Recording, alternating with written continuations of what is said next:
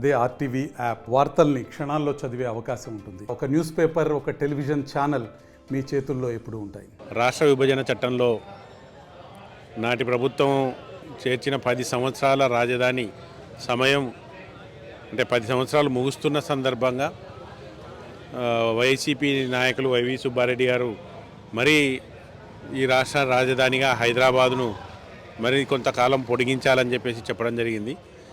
మనం హైదరాబాదు రాజధానిగా గత 8 సంవత్సరాల నుంచి హైదరాబాదు రాజధాని అనే విషయమే మర్చిపోయాం.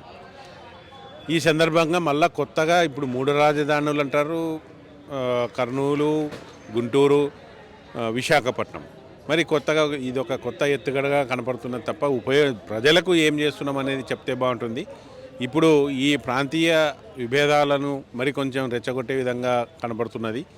దీన్ని ఏ మాట మీద అయితే 3 ప్రాంతాల అభివృద్ధి కట్టుబడి ఉన్నామని అంటారో, రాయలసీమ, కోస్తాంధ్ర, ఉత్తరాంధ్ర, ఈ మూడిటి అభివృద్ధి పట్ల మనసు పెట్టి పనిచేసి 3 ప్రాంతాలను అభివృద్ధి చేస్తే బాగుంటుంది. హైదరాబాదును మనం రాజధానిగా చాలా కాలం అనుభవించాం. అది ప్రభుత్వాల తప్పే ఈరోజు వదిలిపెట్టి రావడం అయితే అది ఆ ప్రభుత్వం ఈ ప్రభుత్వం కూడా చేయలేకపోయింది. మనకు 5 ఏళ్ళ ఉండింది కదా, ఈ 4.5 సంవత్సరాలు దాటింది ప్రభుత్వం. అప్పుడైనా చేసి ఉండవచ్చు అక్కడ నుంచి పరిపాలన. కాకపోతే ఒక సింపుల్గా ముఖ్యమంత్రి ఎక్కడ ఉంటే అదే పరిపాలనా స్థానం అనేది ఒక డైలాగ్ చెప్పడం వల్ల వీటి అన్నిటికీ కొంత జనంలో గందరగోళాన్ని క్రియేట్ చేయడానికి ఉపయోగపడుతుందేమో తప్ప వాస్తవంగా కొత్త విభజన ఆంధ్రప్రదేశ్కు లాభం చేకూర్చే ప్రకటన కాదని నేను భావిస్తున్నాను.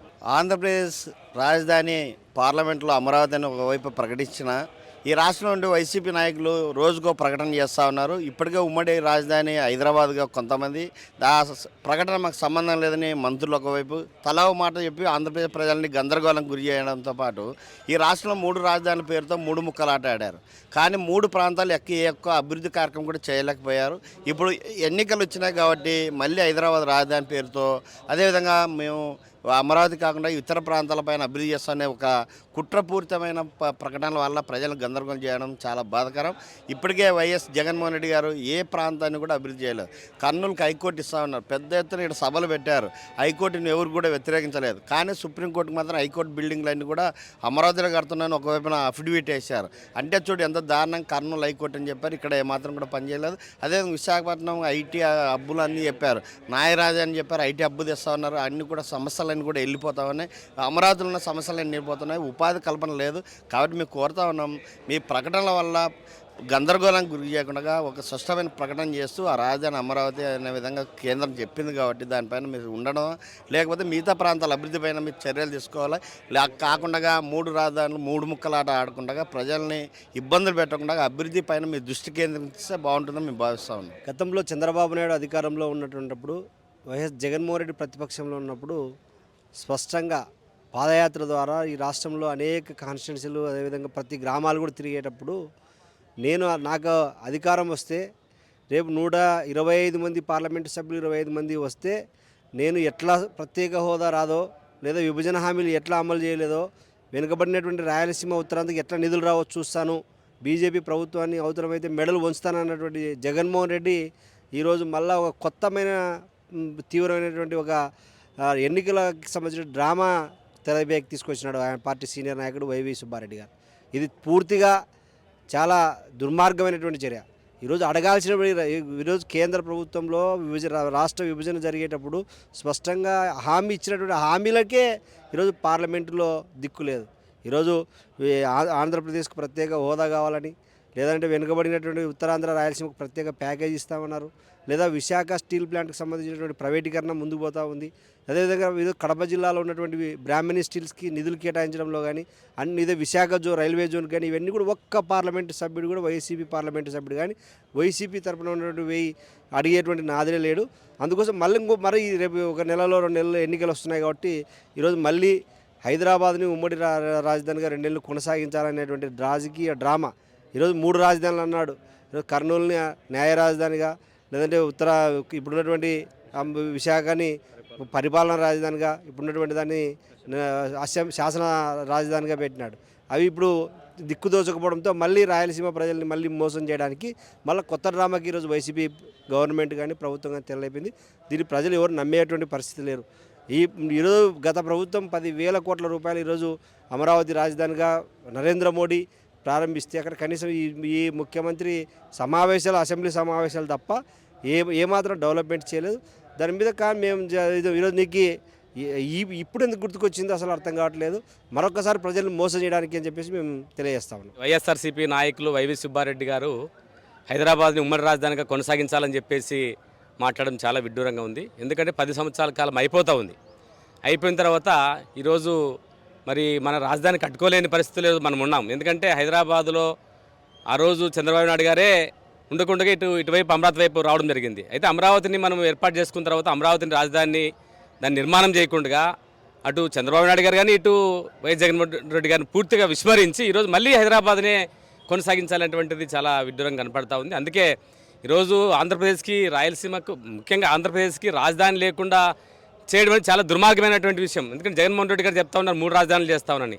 3 రాజధానులు అనేది ఇది అసలు పేరే సరిపోయినటువంటి పరిస్థితి. 3 ప్రాంతాలను అభివృద్ధి చేస్తామని చెప్పడం మంచిది, కానీ 3 రాజధానులు అనేటువంటిది ఇది ఏమాత్రం కూడా మంచిది కాదు. అందుకే మేము కోరేది ఏమంటే ఈరోజు భారత కమ్యూనిస్ట్ పార్టీగా మేము కోరేది ఏమంటే ఫస్ట్ నుంచి కూడా అమరావతి రాజధాని దాని నిర్మాణం వెంటనే కొనసాగించాలి, అక్కడ అభివృద్ధి చేయాలనేది మాకున్నటువంటి ప్రత్యేకమైనటువంటి అభిప్రాయం. అంటే ఈరోజు వైవి సుబ్బారెడ్డి మాటలు పార్టీకి సంబంధం లేని బొస్తా అంటున్నారు. వాళ్ళ వైఎస్ఆర్సీపీలోనే క్లారిటీ లేదు. మంత్రులే రకరకాల అభిప్రాయాలు చెప్తా ఉన్నారు. జగన్మోహన్ రెడ్డి గారు చెప్పాలి. అది వైవి సుబ్బారెడ్డి గారు, బొత్స సత్యనారాయణ గారు చెప్పినంత మాత్రాన అది వైఎస్ఆర్సీపీ అభిప్రాయం అని మనం అనుకోవడానికి వీల్లేదు. ఎందుకంటే ఇదంతా రాజకీయ స్టంట్. ఈరోజు అనేక మంది విమర్శిస్తూ ఉన్నారు రాజకీయ స్టంట్ మాత్రమని చెప్పేసి. 5 సంవత్సరాల కాలంలో ఏమాత్రం అభివృద్ధి చేయకుండా రాజధాని విస్మరించినటువంటి వాళ్ళు మళ్ళీ ఈరోజు హైదరాబాద్ కావాలని కోరడం ఎందుకు? హైదరాబాద్ ఎందుకు కావాలని కోరుతా ఉన్నారు? హైదరాబాద్ కోవడంలో మీ యొక్క ఉద్దేశం ఏంటో మేము అడుగుతా ఉన్నాం. ఉమ్మడి రాజధానిలో 6,000 కోట్ల ఆస్తి ఎక్కడ ఉంటే ఎందుకు వదిలేసేది? 6,000 కోట్ల అంశం అది కేంద్ర ప్రభుత్వం ఇప్పటివరకు తేల్చలేదు. అది వీరు కేంద్ర ప్రభుత్వం దగ్గర పోయి ఈ పేచీని అడబై పెట్టారు. వారు నరేంద్ర మోడీ ప్రభుత్వం కూడా ఇంతవరకు దాని మీద తేల్చిన పరిస్థితి. ఎందుకంటే ఈ రాష్ట్రానికి రావాల్సినటువంటి బకాయిలు పూర్తిగా అక్కడ విస్మరించి ఆ రోజు చంద్రబాబు నాయుడు గారు రావడమే తప్పు. ఇది వైవి సుబ్బారెడ్డి ఆయనకి వయసు మీద పడి ఆయన ఏం మాట్లాడుతున్నా ఆయనకు అర్థమవుతలేదు. బొత్స సత్యనారాయణకి తిక్కలేసి ఆయన ఏం చెప్తున్నా. అసలు వైసీపీ పార్టీలో ఈరోజు ఒక మాట, రేపు ఒక మాట, ఎల్లుండి ఒక మాట. అమరావతి రాజధాని అని ముఖ్యమంత్రి చెప్పినాడు ఎప్పుడు అపోజిషన్ లీడర్గా ఉన్నప్పుడు. తర్వాత పొజిషన్లోకి వచ్చిన ముఖ్యమంత్రి 3 రాజధానులు అన్నాడు. తర్వాత మళ్ళీ ఇప్పుడు వైవి సుబ్బారెడ్డి ఏమో హైదరాబాద్ రాజధాని అంటాడు. మళ్ళీ బొత్స సత్యనారాయణ ఏమో మాకు సంబంధం లేదంటాడు. అసలు వాళ్ళకే ఒక క్లారిటీ లేదు. అదొక పార్టీ, అదొక విచిత్రమైనటువంటి పార్టీ. ఒక కంపెనీ, అది లిమిటెడ్ కంపెనీ, ఒక ప్రైవేట్ ఫ్యాక్టరీ టైప్ పనిచేస్తుంది. అది ఎప్పుడు సీఈఓలు మారుతారో తెలియదు, దాంట్లో ఎప్పుడు మేనేజర్లు మారుతారో తెలియదు. రాష్ట్ర రాజకీయ చరిత్రలో ఎమ్మెల్యేలను ట్రాన్స్ఫర్ చేసినటువంటి చరిత్ర వాళ్ళది. కాబట్టి వాళ్ళ గురించి మాట్లాడుకోవడం దండగా. అసలు ఒక ఉద్యమకారునిగా ఒక రాజకీయ పార్టీ చేసేటువంటి చేష్టాలని నేను మాట్లాడితే నాకున్న విలువ తగ్గిపోతుంది. ఏపీకి రాజధాని ఏమంటారు? ఏపీకి రాజధాని ఎక్కడ ఉంది? 100% అమరావతి. దాంట్లో ఏం సెకండ్ ఆప్షన్ లేదు. దాన్ని మేము కూడా యాక్సెప్ట్ చేస్తున్నాం. ఎందుకంటే గతంలో రాజధాని అనేది సెంటర్ పార్ట్. అది శ్రీకాకుళం నుంచి కానీ అనంతపూర్ నుంచి కానీ సెంటర్ పాయింట్ ఉంది. అందులో అందరు కలిసి ఆల్రెడీ ఒక నిర్ణయం తీసుకొని అసలు రాజధాని కంటే వాళ్ళ త్యాగం, రైతుల యొక్క త్యాగం గొప్పది. ఆ త్యాగాన్ని మనము ఖచ్చితంగా గుర్తించాల్సిందే. ఎట్టి పరిస్థితుల్లో అమరావతి రాజధానికి ఉండాలని కూడా మేము డిమాండ్ చేస్తున్నాం. ఒక రాయలసీమ వాసిగా నేను చెప్తున్నా 100% రాజధాని అమరావతిలోనే ఉండాలి. వాళ్ళ త్యాగాన్ని గుర్తించాలి. కనీసం మా శ్రీశైలం బ్యాక్ వాటర్కి ఇచ్చినటువంటి రైతుల త్యాగాలను ఎటు గుర్తించలేదు. కనీసం ఆ రైతుల కన్నీళ్ళన్నా చూసి అమరావతి రాజధానిగా పెట్టండి. రాష్ట్రంలో పరిపాలిస్తున్నటువంటి జగన్మోహన్ రెడ్డి గవర్నమెంట్ అధికారంలోకి వచ్చిన తర్వాత ఈ ఆంధ్రప్రదేశ్కు రాజధాని అనే మాటే లేకోకుండా రాష్ట్రాన్ని 3 భాగాలుగా విభజించి 3 ముక్కలాట ఆడుతూ ఉన్నాడు. ఆయన ఎక్కడికి పోతే అక్కడ రాజధాని అని చెప్తాడు, వెళ్ళిపోతున్నాడు తప్ప ఎక్కడ ఖచ్చితంగా ఇది రాజధాని అని చెప్పిన రోజు ఎక్కడ కూడా లేదు. ఈ రాష్ట్రానికి 3 రాజధానులు అవసరం అంటాడు, కానీ ఏ ఒక్క ప్రాంతానికి కూడా న్యాయం చేసింది లేదు. కాబట్టి రాబోయే రోజుల్లో జగన్మోహన్ రెడ్డి అధికారంలోకి వస్తే ఈ రాష్ట్రాన్నే వేరే రాష్ట్రాలకు, వేరే దేశాలకు తాకట్టు పెట్టి ఇక్కడ ఉన్నటువంటి ఆస్తుల్ని తాకట్టు పెట్టి ఎక్కువ శాతంగా అప్పులు చేయడానికే ప్రయత్నం చేస్తారని చెప్పేసి కూడా ఈ రాష్ట్ర ప్రజల తరఫున కూడా మేము అనేక సందర్భాల్లో చెప్పడం జరిగింది. ఇప్పుడైనా ఈ రాష్ట్రంలో ఉన్నటువంటి జగన్మోహన్ రెడ్డి గారు పూర్తిగా విఫలమైనందువల్ల రాష్ట్ర ప్రభుత్వాన్ని గద్దె దింపితేనే రాష్ట్రానికి భవిష్యత్తు ఉంటుందని చెప్పేసి కూడా వైవి సుబ్బారెడ్డి ఆయన మాట్లాడే మాటకి పొంతనే లేదు. ఎందుకంటే ఈ రాష్ట్రం విడిపోయి దాదాపు 10 సంవత్సరాలు అవుతున్నప్పటికీ ఇప్పుడు కొత్తగా ఆంధ్రప్రదేశ్కి ఇంకా మనం తెలంగాణలో ఉన్నటువంటి హైదరాబాద్నే రాజధాని చెప్పుకోవడానికి కొంచెం సిగ్గుండాలని చెప్పేసి కూడా మేము అడుగుతూ ఉన్నాము. ఎందుకంటే ఈయన అడగాల్సింది తెలుగుదేశం పార్టీ అధికారంలో ఉన్నప్పుడు అప్పుడు అడగల్లా, లేదా జగన్మోహన్ రెడ్డి గారు అధికారంలోకి వచ్చిన తర్వాత అడగాల్సింది పోయి అధికారం కోల్పోయే సందర్భంలో హైదరాబాద్ని ఇంకా 2 సంవత్సరాలు రాజధాని ఉండాలని చెప్పి ఆయనకి ఏమైనా సిగ్గు శరం ఉండాలని చెప్పేసి కూడా మేము అడుగుతూ ఉన్నాం. మరిన్ని వీడియోస్ కోసం ఛానల్ ని సబ్స్క్రైబ్ చేయండి, లేటెస్ట్ అప్డేట్స్ కోసం వాట్సాప్ ఛానల్ ని ఫాలో చేయండి అండ్ లింక్ డిస్క్రిప్షన్ లో ఉంది.